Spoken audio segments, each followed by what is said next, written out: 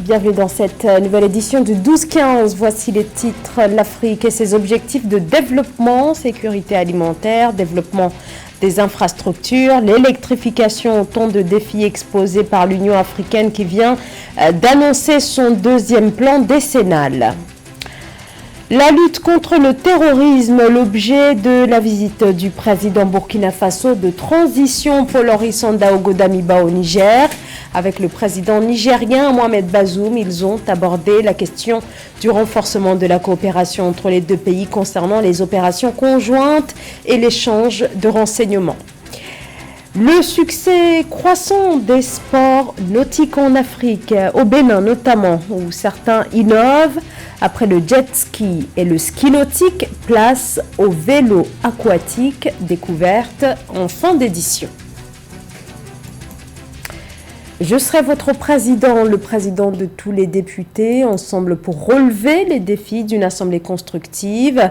Les mots d'Amadou Mame Diop, issu de la coalition présidentielle Benno Bokk Yakaar. Il est le nouveau président de l'Assemblée nationale du Sénégal. Le député maire de Richard Toll a obtenu 83 voix sur 84 votants. C'était ce lundi lors de la rentrée parlementaire de la 14e législature. Son élection, boycottée par l'opposition, s'est tenue dans une ambiance très chaotique, comme vous pouvez le voir sur ces images, avec des débats houleux, des insultes et des cris, des bagarres également. Les forces de l'ordre ont même dû intervenir, comme vous le voyez également sur ces images. Aucun bilan précis pour le moment, mais les autorités kenyanes font état de plusieurs blessés ce mardi après une bousculade. Une foule a essayé de forcer l'entrée du stade de Nairobi où le nouveau président William Ruto prête serment aujourd'hui. Des centaines de personnes auraient tenté d'escalader les grilles qui entourent le stade de Kasarani où William Ruto doit donc prêter serment après plusieurs semaines de controverses qui ont suivi une élection au résultat très serré face à son adversaire. Raila Odinga, figure historique de la politique kenyane, qui avait dénoncé des fraudes. Une vingtaine de chefs d'État assistent à cette cérémonie d'investiture qui se tient dans le plus grand stade de la capitale. Le dernier plan décennal de l'Union africaine est le deuxième d'une série de 5 plans décennaux couvrant l'horizon des 50 prochaines années du calendrier de l'agenda 2063 de l'organisation continentale. Le plan annoncé s'étalera sur la période 2023-2034. Les priorités restent les mêmes: sortir de l'insécurité alimentaire, développer les infrastructures routières. Les sujets et les défis liés au développement de l'Afrique restent nombreux. Nathalie Mauve. Le deuxième plan décennal de l'Union africaine vise un triple objectif. La nouvelle stratégie régionale pour la mise en œuvre de l'agenda 2063 sera lancée en 2023, selon le président de la Commission de l'Union africaine, Moussa Faki Mahamat. Dans son communiqué du 9 septembre 2022, lors de la journée de l'Union africaine, il a annoncé que le plan décennal vise la connectivité physique des peuples, la transition énergétique et la sécurité alimentaire. Le plan s'articulera autour de 3 objectifs principaux: assurer une grande connectivité physique du continent par la construction de routes et d'autres infrastructures de communication, établir les conditions d'une production agricole continentale suffisante pour réduire les importations de denrées alimentaires et renforcer les capacités techniques pour que la transition énergétique puisse réussir.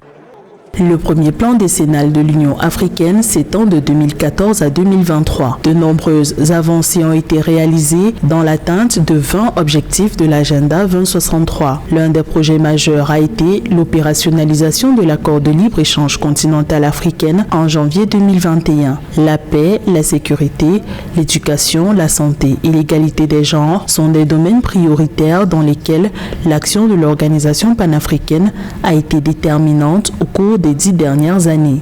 Progress, especially Nous avons obtenu des progrès notamment dans le réseau routier, l'électrification, l'accès au TIC, la zone de libre-échange continentale africaine.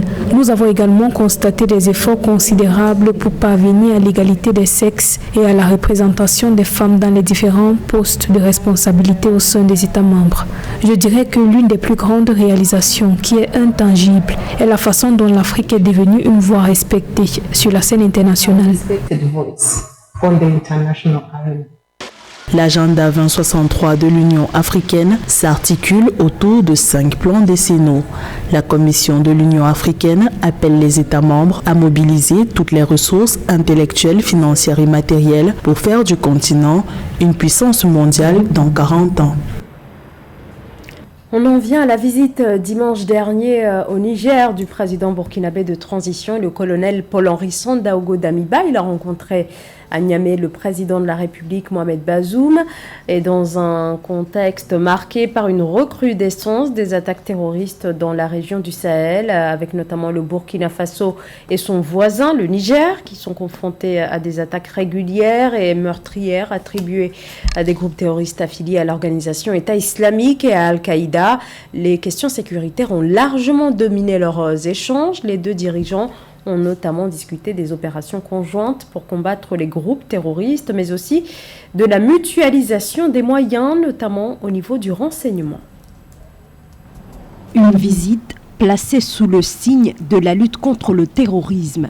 Le président burkinabé de transition, Paul-Henri Sandaogo Damiba, a entrepris ce déplacement au Niger le 11 septembre. Alors que les attaques terroristes sont devenues régulières et meurtrières au Sahel, ces échanges avec le chef de l'État nigérien Mohamed Bazoum ont été orientés autour de la question du renforcement de la coopération entre les deux pays, concernant les opérations conjointes et l'échange de renseignements. Mais au sortir de leur rencontre, rien n'a filtré sur la manière dont cette coopération va prendre forme. Je suis venu à Niamey pour échanger en présentiel avec son Excellence Mohamed Bazoum, qui a pris l'engagement ferme de faire de la lutte contre l'insécurité une préoccupation. Nous avons au cours de nos échanges examiné les défis auxquels nous faisons face. La zone des 3 frontières demeure le point brûlant du terrorisme au Sahel. Une zone où se rencontrent sans délimitation physique les territoires du Mali, du Burkina Faso et du Niger. Elle est depuis plusieurs années la région de tous les dangers. La question de l'insécurité dans la zone des 3 frontières est préoccupante.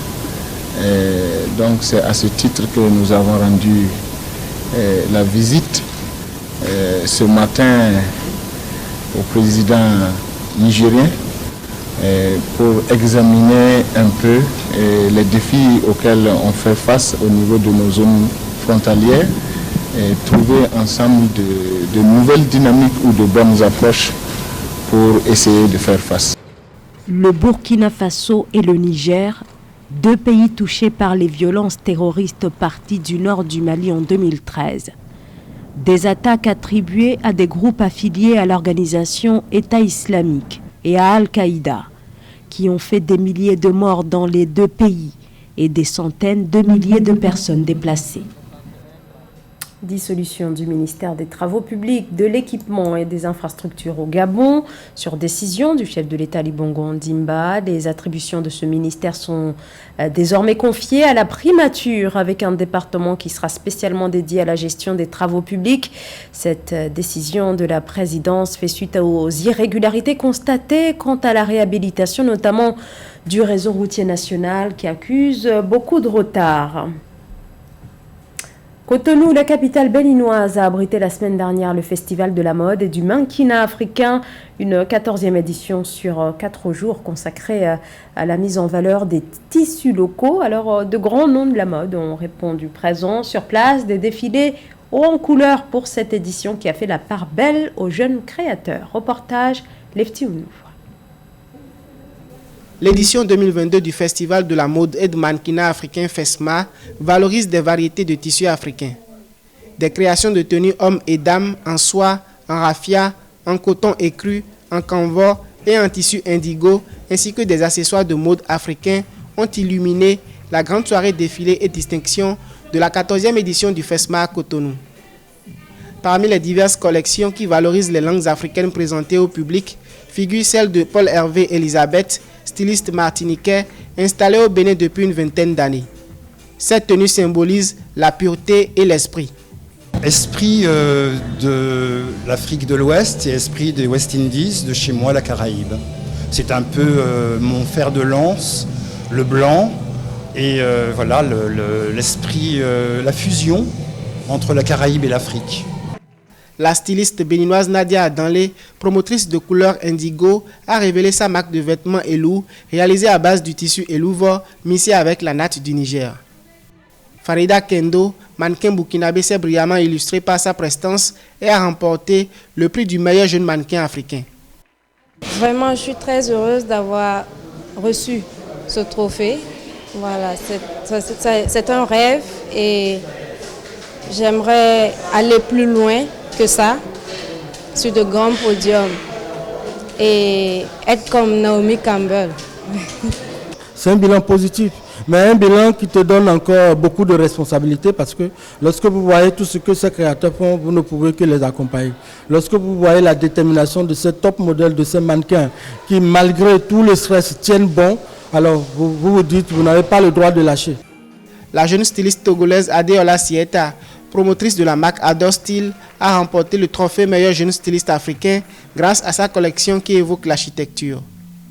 A noter que FESMA 2022 a réuni au Bénin plus de 20 créateurs de mode et une quinzaine de mannequins venant de 15 pays, notamment du Cameroun, du Congo, du Gabon, du Nigeria, du Togo, de la Côte d'Ivoire, du Burkina Faso, du Sénégal et du Mali. Faire du vélo sur l'eau, c'est possible. Hydro-Kéké a été mis au point au Bénin par une start-up. Le modèle dévoile un sport nautique qui surfe sur une tendance en pleine expansion. Reportage Lefti Ounou.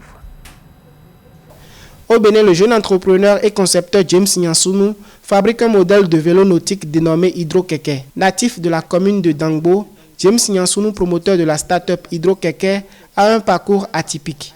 Instruit au corps de métier de l'artisanat, notamment la maçonnerie, la peinture, la cordonnerie, James Nyansounou est doctorant en anglais à l'école doctorale pluridisciplinaire d'Abomey-Calavi et web stratège. En 2018, il a mis en œuvre le projet de création d'Hydro-Kéké. Après la conception du premier modèle prototype 22, il a amélioré sa charpente pour aboutir à une version actualisée, le prototype 3 d'Hydro-Kéké. L'objectif de cette innovation est entre autres de démystifier l'accès à l'eau, au plaisir nautique et être la référence du tourisme nautique en Afrique. Les peuples lacustres, ce qu'ils ont comme moyen de déplacement, c'est une pirogue. Dans tout le monde entier, l'Hydro-Kéké a une particularité, c'est ses flotteurs. Ces flotteurs rappellent l'africanité, ces flotteurs rappellent la pirogue, ces flotteurs rappellent l'histoire des peuples lacustres, quand on voit une pirogue. James Nyansounou a prévu un business model pour soutenir le projet Hydro-Kéké. Cette innovation est destinée au public âgé de 8 ans à 70 ans, pouvant pédaler un vélo nautique. Moyen de déplacement respectant les conditions écologiques et environnementales, Hydro-Kéké est conçu pour les balades, les circuits nautiques, l'écotourisme, le divertissement sur l'eau et le cyclisme sur l'eau. On pédale très bien. Je me suis senti libre, je dirais même en l'air. Et lorsque on part en avant, on sent qu'il y a quelque chose de nouveau qu'on est en train d'expérimenter. A noter que James Nyansounou et son équipe entendent travailler d'arrache-pied pour misser les flottes de pirogues des peuples lacustres et le vélo intitulé Taxi Canan de la commune d'Adjara au Bénin, ancêtre du taxi moto, pour révéler l'unique prototype d'Hydro-Kéké africain. Pour faire gagner des devises au Bénin, qui dispose de magnifiques plans d'eau, soit environ 120 km² de superficie hydraulique au sud du pays, James Nyansounou compte domestiquer la production d'Hydro-Kéké pour la promotion de l'écotourisme et le sport nautique. Fin de ce journal, merci de votre fidélité. L'information continue sur Africa 24.